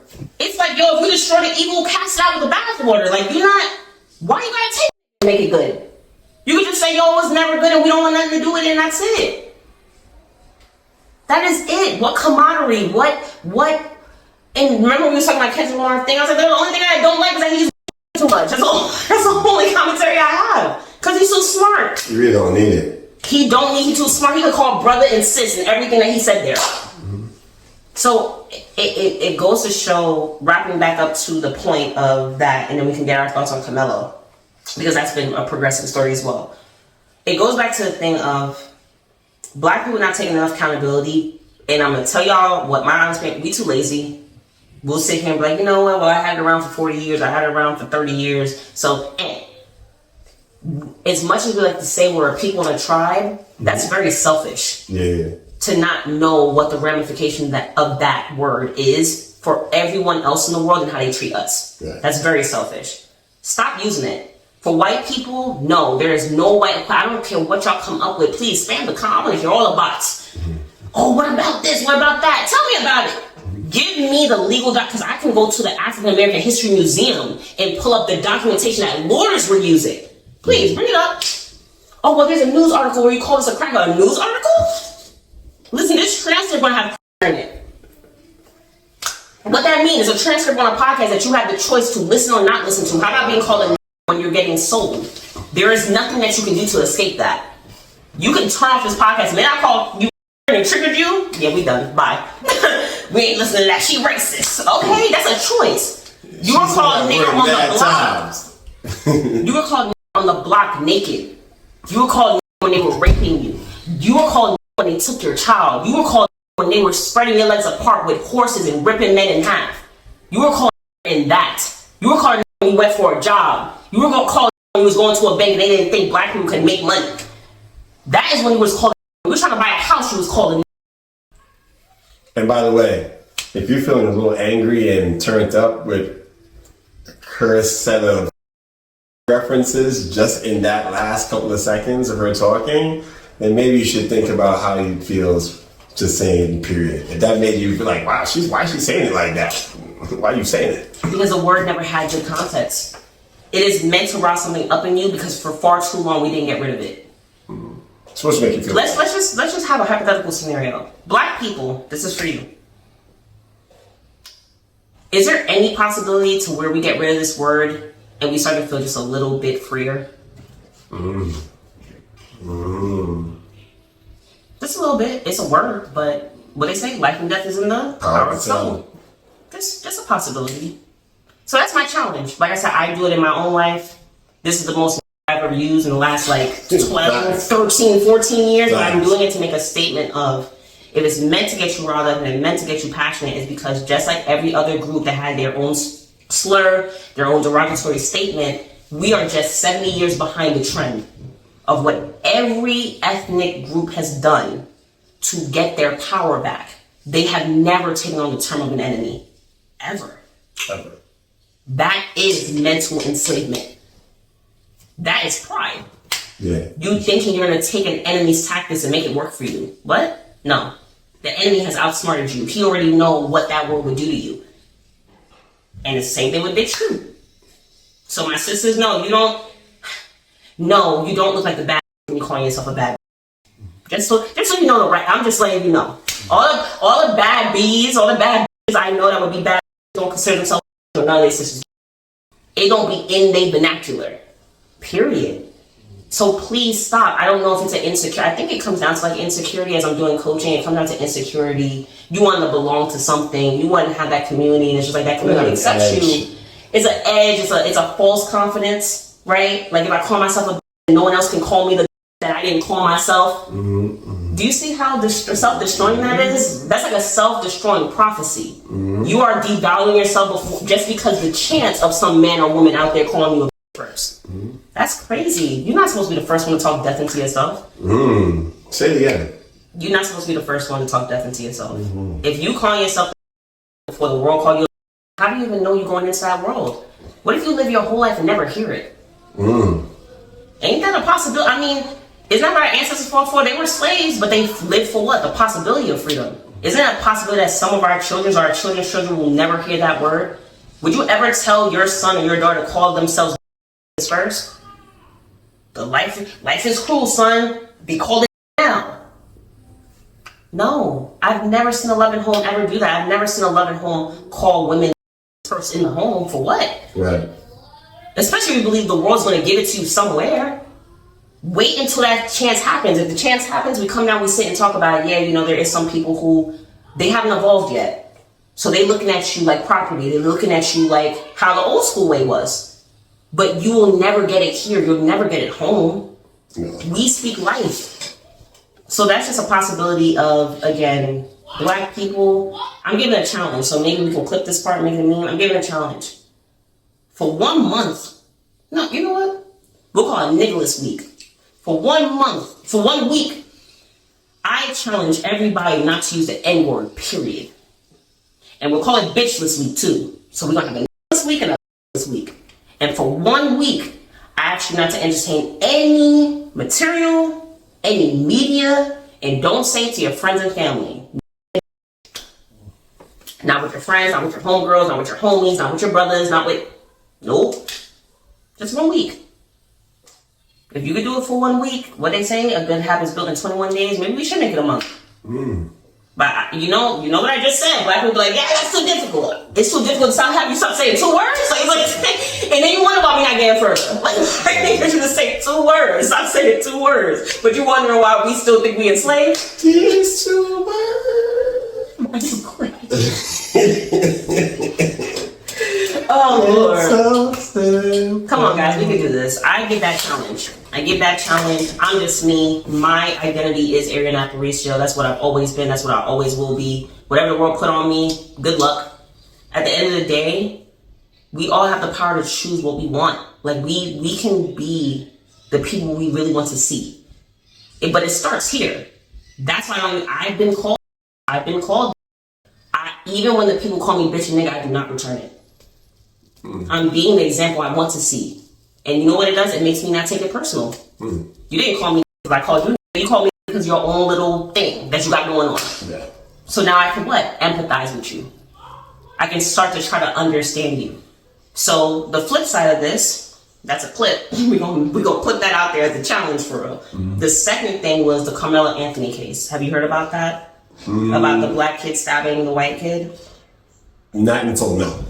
Okay, so long story short, a black kid was involved in a track meet. They're both athletes, and Karmelo Anthony is sitting in a track tent, and the white kid, I'm forgetting his name. I apologize. I'll put it somewhere here. Mm-hmm. He comes in with his brother, and I'm guessing it's off the meet or something like that, because that's what Henry was kind of telling me the backstory of it. And he basically trying to get him to move, like move out the way, like move out of the tent. You don't belong here. This is for the athletes. Fight ensues. It gets heavy, and within like 30 seconds, Karmelo walks in, goes into his book bag, pulls out a knife and stabs him, and then runs. He runs away. The brother is saying, now here's the thing that's interesting about this story. Most obvious fact, right? White kid gets stabbed by black kid. Right. The white kid's father says not to make it about race. Mm-hmm. Even when losing his son, he says, I implore everyone not to make this a race issue. This is not a race issue. So I find it very funny that everyone else has made it a race issue. Mm-hmm. Again, I think people are just going to profit the way where they can profit. Right. So Karmelo now also has a GoFundMe, which is why Piers Morgan put these two statements together. Yeah, okay. Because Karmelo Anthony also has a platform that has also raised $600,000. Oh. And Mark Lamont's argument to this was, one is enabling the racist behavior of a white woman, calling a 5-year-old nigger. Mm-hmm. And the other is a fund for proper defense. Mm. So people are basically raising him the money for the legal team of his family because they believe it was self-defense. Mm-hmm. And they don't want them to go through the courts and say like, oh, this, that, and the third. So the argument is that people who are funding Karmelo Anthony are funding a murderer. Right. Which should not be a thing. Mm. So the race element comes up into it. Obviously, a black kid stabs a white kid. Then they're saying that they get away with it, which is what the racist white woman was saying, right? Like, oh yeah, a black murderer gets a fund too, and he makes $600,000. And Mark is just like, yeah, but that's for proper defense and legal fees because the family's going to need it in order to figure out to go through the whole case. Long story short, that's the context of it. And as you know, like, how do you resonate with it?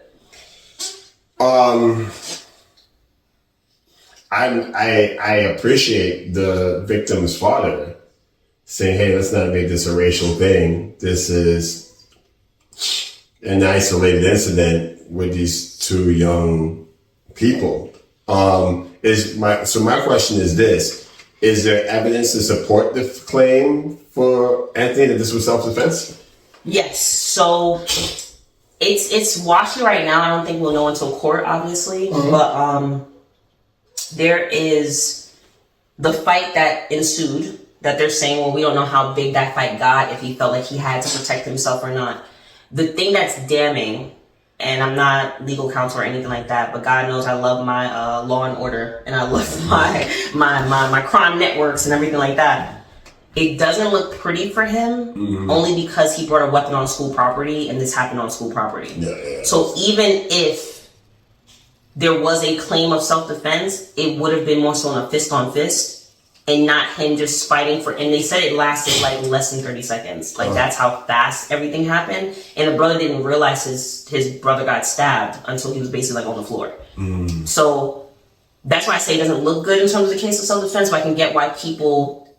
What I've heard going around is that maybe the victim, was bullying Karmelo. And that's why he felt the need to have to take a knife to the thing. Or maybe it was like a bully vengeance story where it's just like, oh, I'm going to get back at him because he's been doing so much time. What, they're like 17, 18. Like and it's sad too because the potential, they were both like star athletes. They're like, I think the victim was 18, 17 and Karmelo's the same age. So I think it's just a tragedy all around. I agree with you. I completely back the victim's father because that takes so much strength to know that you lost your kid and still have the foresight to know that people are going to make this something that's not. And it's just like, the tragedy is that two young people basically lost their lives in the same day. Because Karmelo, honestly, just from a opinion, I think Karmelo is not going to make this defense. I don't think he's going to get away with it. And get away with it sounds bad, but what I'm saying is that I think he's going to be proven guilty. There's no, in my mind, but I'm not a lawyer or a judge, there's no way to justify self-defense by bringing a weapon on school property. You already know this. That's rules for expulsion. So there's no way to me that you're thinking that unless there's context to it. Maybe that the victim was bullying him, or maybe that, he did something. Because I've seen some people get away with that as well, like plead insanity or whatever the case may be. But right now, as it stands, I don't see him winning a self-defense case. And no matter what happens, that's a stigma that, let's just say he is proven innocent. Right. That's a stigma that he lives for with the rest of his life. His life is forever changed with that. It's forever changed. It's just like 2 kids lost their life that day. All the potential they had, the athleticism, the sponsorships, the scholarships, the stories. It's tainted. One is completely in the ground. You know what I mean? So you don't need to go to race to know how tragic this is. If you just look at 2 young people who lost the potential of great life, that's as far as you need to go. Why do you need to make it racist to make it more impactful? Like, you don't. You can just look at 2 young men, no matter what color they were. And this is what I meant with us being more accountable and us becoming more empathetic as people. Mm-hmm. You don't need to know the race to know that 2 kids just lost their lives. Like, you don't. That should be sad if you're on the other side of the world in Australia. Right. That didn't happen in your country, but damn, that's 2 young people that will never have like a normal life. This is sensationalism of it all. Just so that's what you think it is? Yeah, like just pulling the race into it? Yeah. What do you feel about how the victim's father told people not to make it about race, but that's all that's been told about this story? Well, again, I think it goes back to what we were saying before. People make things about race in certain times if it suits them. And then other times it's swept under the rug just out of convenience. So especially when it comes to violence, right? Like violence and death, right? Because we often associate racism a lot of times between black and white people involving violence and death. Yeah. Police brutality. Yeah. The whole slave trade, violence and death, right? So again, these 2 could have been best friends for all we know, and they just got into the worst fight ever. Yes. That won't matter. That won't be central to the fact that one person was black, another person was white.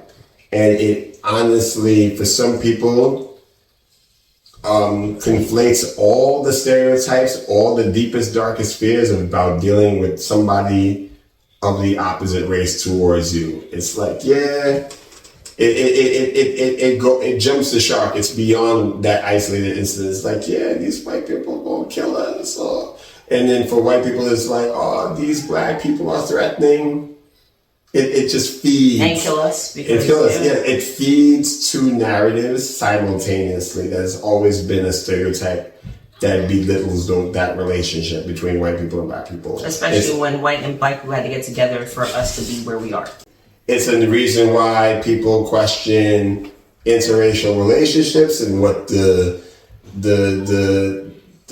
objective is of that. Listen, I've been there too. Yeah. Me too. I've been there. The Dr. Umar, the Innocent Don't Date the Snow Bunny, God didn't make you're not to be trusted. But again, it's all circling around. It's all circling around each other. It is that tornado of distrust, of hate, of segregation. It's all circling each other. It's just popping up in different places, and when you're engulfed by it, you really believe it. Mm-hmm. Like there was a time where I thought Dr. Umar's word was law. Like it's just like, oh, like we are going through a crisis, and we're really stepping out on each other. I'm like, damn. When you take it back, you're just like, what is the percentage of black people not dating with black people? It's very low. So if you're basically putting that upper echelon as the people who don't date outside, it wouldn't matter. Like it's still like less than 10% go outside and do anything with another race. But the whole thing is that you're still feeding into that stereotype of like, why does that matter? And you're basically saying it's because, black people need to keep their power because everyone's against us. But I'm just like, but then you're also doing what? You're forcing everyone else to be against you. Mm-hmm. You're not trying to integrate with everyone. You're basically saying, hey, listen, in a country that is majority not you, that you could make this own little isolated thing or whatever. And the only reason why I've seen Chinese towns, I see Chinatown in a lot of states I go to. Chinese people have China. Yeah. You know what I mean? It's just like, and they'll say, oh, we try to uplift Africa. It's like, dude, Africa had its time in the sun. Africa need to get Africa together. Facts. So you're sitting here doing this whole little runaround thing, like you said, of it feeds this narratives and these stereotypes when really America was meant to be great because it took the opposite sides that no one would think had middle ground and it made middle ground. Dr. Martin Luther King is loved by both white and black people because he said it's character. Donald Trump quotes him all the time and everyone thinks Donald Trump is racist. Fine, let's say he's racist. He's still quoting Dr. Martin Luther King better than a lot of black people I know. Yeah, it's a fact. Oh, Dr. Luther King only cared about empowering black people. How? He talked about character. Character is not subjected to one race of people or one gender. It's just who that person is. Let it be off your character, off your moral, off of you being a good person. Let it be based off that. Christianity talks about that, right, with Jesus. Let it be based off the character and the value that you bring to the table, not if you, what color, what does that mean? Color, what your hair look like, why you have freckles or not, why you ginger. Like, it's just like, it doesn't matter any of these things. And I feel like this is a dot, and I'm glad, because I wouldn't be a coach if I didn't believe this inherently. I believe this is the death of it. Because I've seen more, and this is the hope for me, I've seen more people kind of think this is odd. I've seen Karmelo come up and say, hey, listen, you're a racist in 2024, you're a weirdo, because no one's thinking this anymore. I saw a like tattoo that says if you're like transphobic, racist, obvious, sexist, or homophobic or something, that you're trash. That's like the thing. And I'm just like, yeah, you're right. Like, it's just like, there is no reason to really hate people for these traits. There's really no reason for it. We're not in that life anymore, but I feel like the people who are holding on to it have an ulterior agenda. Yeah. And that agenda is to be a part, it's kind of sad, it's a community that they've caught. So they don't want to let it go. Dr. Umar don't want to let go of the Pan-African, even though he had all the money to go and do all the things he's talking about. Right. He's like, you had the money to make the school. You had the money to go to Africa and try to build. You could have been some African country's prime minister by now. What's the audience? Yeah. It's the audience and it's the attention. So, yeah, I agree with everything that you're saying with Karmelo Anthony. I agree that it's feeding these two types of stereotypes, which is very dangerous. Like, the mindsets are very dangerous. But it's up to us as a people. I do not put this on Trump. I do not put this on his cabinet. I do not put this on any U.S. government official at all. This is coming down to two cultures that coexist in America, and the people who don't subscribe to just being in that culture. Facts. I'm not just black. I'm not. If you even look at my ancestry, I'm probably not all black. But if someone sees me as black, I can argue for or against black. I can do it because I've been identified as that. So I can see where black people have to be accountable, and I can see where black people have been misused. I can see both sides, but I can also see it for white people too. Because people used to think I was mixed. So it's just like, now I had to learn that side, because I'm just like, oh, people think I'm a half-breed. Right. So when you start learning white people's strength and stuff like that, and why they didn't think, it's all empathy. It's all empathy. Like, we are here because for some reason, some white guy and some black guy and some white girl and some black girl became friends. We all here because of that. Yeah. So we have to choose the history that we want to pay homage to. I think so. I think we have to choose the history we want to pay. That's the history I want to choose homage to, the humanity history. The thing that has us all empathize and having middle ground with each other. But yeah, that's the two things right now, and I can only pray again. My prayer goes out to our prayers, go out to the victim of Karmelo Anthony's case. Again, we will put the name on the screen. I don't know if they have a GoFundMe, but I do know Karmelo Anthony has a GoFundMe for the defense.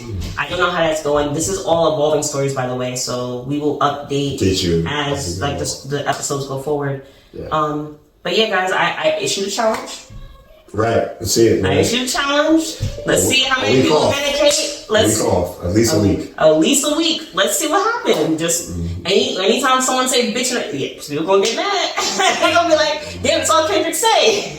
So I'm like, yo, just for 1 week, though. Hey. Stay away from it. Hey, that's my. Oh, gotta turn them off. That's it. Listen, we'll see. And no, Kendrick, I'm not coming at you. So please don't be like, yo, there's a drop of my listeners. What happened? Like, this is not like for you.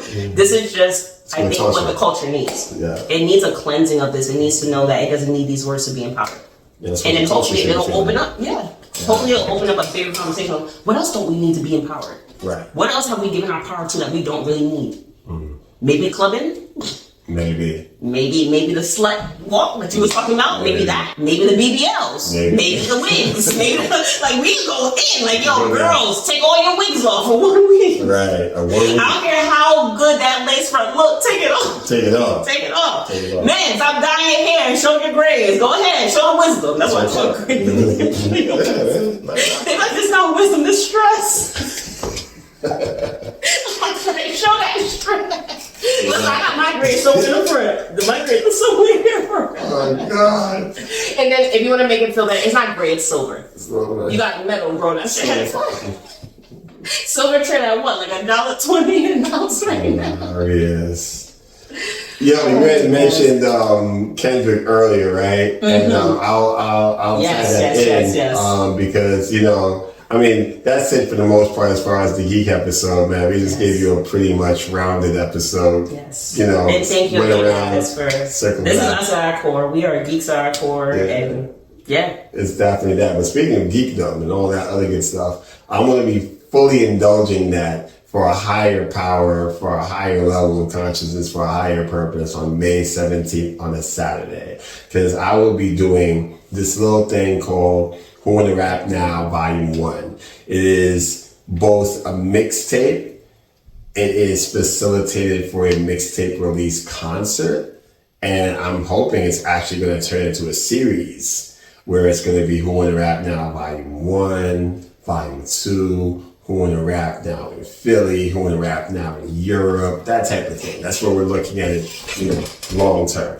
But Who Wanna Rap Now was really me uttering that phrase when I was doing this Fuel freestyle. I was flipping Eminem's Fuel for a writing, recording exercise that I just wanted to kind of get into the booth and sharpen up lyrically and vocally, and it turned into a whole mixtape, right? So we're going to be celebrating that. But beyond that, that night is going to be celebrating lyricism, right? And in this particular case, lyricism from Christians, God-fearing people, spiritual, whatever the case may be, just a higher stream of consciousness and spirituality with lyricism. And the reason why I mentioned and tied it back to Kendrick, because we've seen Kendrick, Kendrick Lamar and Drake, no matter what side of the fence you're on, whether you're advocating for Kendrick like DJ Head or you're advocating for Drake like Maul from Rory and Maul. Right, as far as who is the best lyricist. Watch that interview,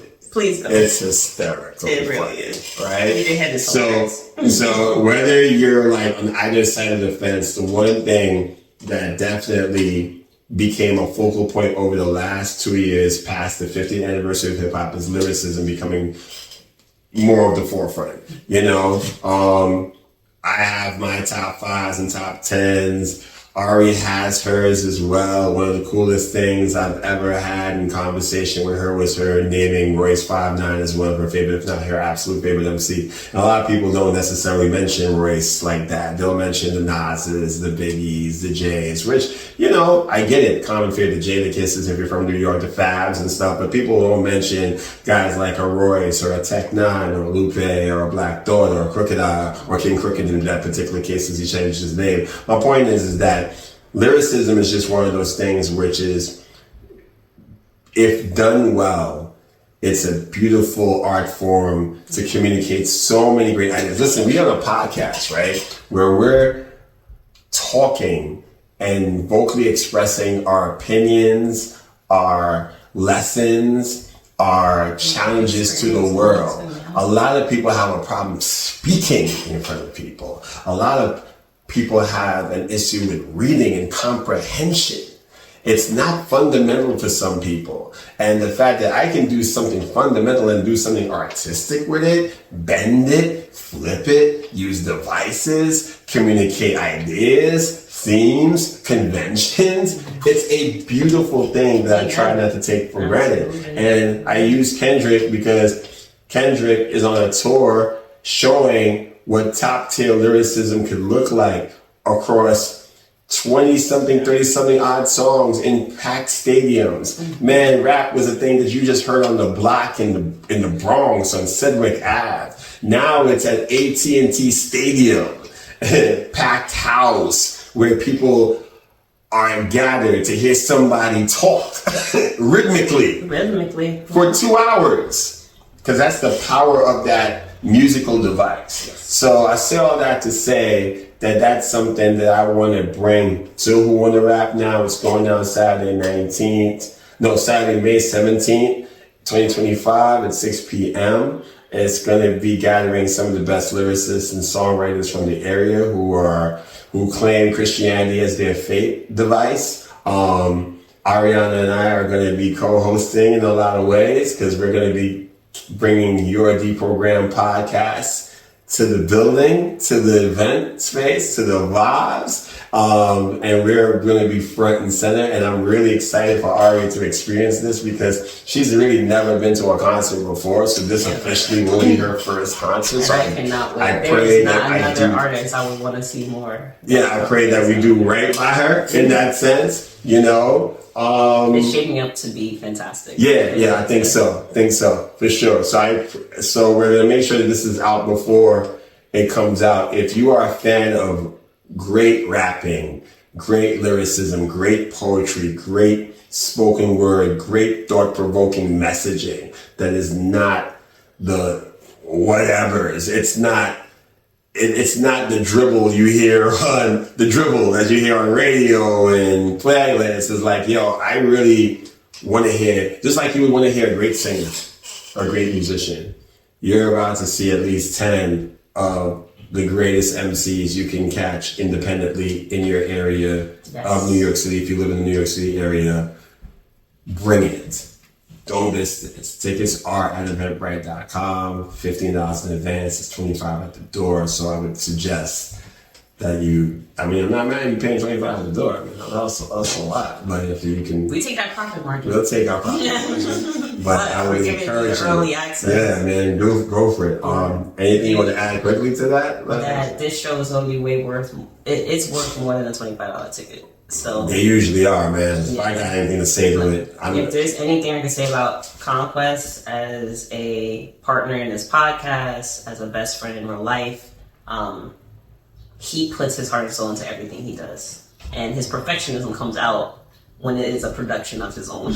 So you are going to get a masterful show. I've seen it. I've heard what people have said about it, even though I've never attended one. Mm-hmm. Just the people who came out to support him just in his production of it. It's just like, when you have that energy and when people know what you bring to the table, they are quick to help you. They are quick to see, they know being a part of this with someone is also going to elevate them too.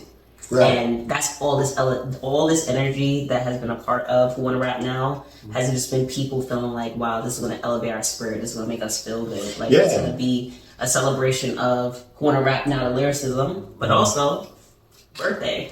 Right, yes. Also, my 50th birthday celebration. Also, 50th episode. Yes, that's an award show. I'll be awarding at least 2 awards that night to artists who I feel have been impactful in the Christian hip hop space in the city and even beyond. So I think it's important to give flowers while they can still smell them. So I want to make sure that they do that. So, you know, my conventions or my productions are wild conventions. They integrate so many things. They all That's pull meant to be a us, feel-good event. but they work. It's a feel-good event. Yeah. That's why all of it works together, because all those things you just said makes everyone feel good too. Yeah. And hey, I'm gonna say it plainly. Yeah, it's a hip hop concert. It's going to be great performances, great displays of musicianship, and live renditions. But hey, man, depending on what happens that night, it's a lifesaver, like literally and figuratively. You know what I'm saying? So if you're open to that, if you want something that could be potentially life changing for you, you may get more than what you bargained for, and that's a good thing. I like to think. You know what I'm saying? But at the very least, you're going to get a top tier show as to the best of my ability, to the best of our ability. So which, like I said, makes every dollar of that $25 well spent. Mm-hmm. IMO. Thank you so much for tuning in. See, we telepathic. So thank you so much for tuning in, everyone. Again, we hope you appreciate this episode, enjoy this episode. Mm-hmm. Please like, comment, subscribe, share with anyone that you feel like is a geek like us and can, relate. community join in and be like, oh wow, like I think like that too. Listen, we all geeks deep down, right? Right. In some form or fashion. Yeah, don't worry, we see you. We see you. You ain't hiding behind it. Listen, you can have the Louis on, you can have the glasses. Listen, Louis, $15 now. Like, you might be getting Louis for $5 now. Who knows? Who knows if it's a copy trip? But yeah, we see the geek, we see the inner geek in everyone, because once you embrace it, we all kind of just there with each other, you know? But until then, everyone, promo, next episode, we're finally delving into it. Conquest knows I'm super excited about it.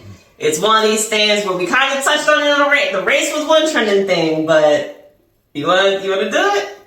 Nah, you do Let me see it right here. Yeah. It is going to be our man versus woman episode. Yep. I'm super excited about it. It's going to be battle of the sexes, genders. It's going to be a lot of hot topics right now. Dating, the every time independent woman. Every time I look up at my phone, I feel like I see a new podcast that pop up, and sometimes. Man, look, I'm gonna stop now because we'll start to extend the episode. This is the problem. As you can see, he ready, he geared up. So we're gonna keep that energy, we're gonna hold that energy, and we're gonna use it for episode, I believe that would be 8 or 9, but you'll have the official numbering soon. But it's our next episode. We're super excited to bring it to you. Conquest knows it's something I'm super passionate about. I love it. And we might even get into if the war even really exists. Facts. Or if it even needs to exist, who knows? But I'm super excited about it. We can't wait to bring it to you guys, and we hope that you guys tune in. It's going to be a classic episode. I feel it in my gut. But until then, everyone, look forward to that. Look forward to our promos. And until next time, I'm Erin Aparicio, aka Coach Aparicio. Jason Roberts, aka Conquest. And this has been your regularly scheduled Deprogrammed. Until the next episode of the Share Podcast. Absolutely. Take care, guys. Salute.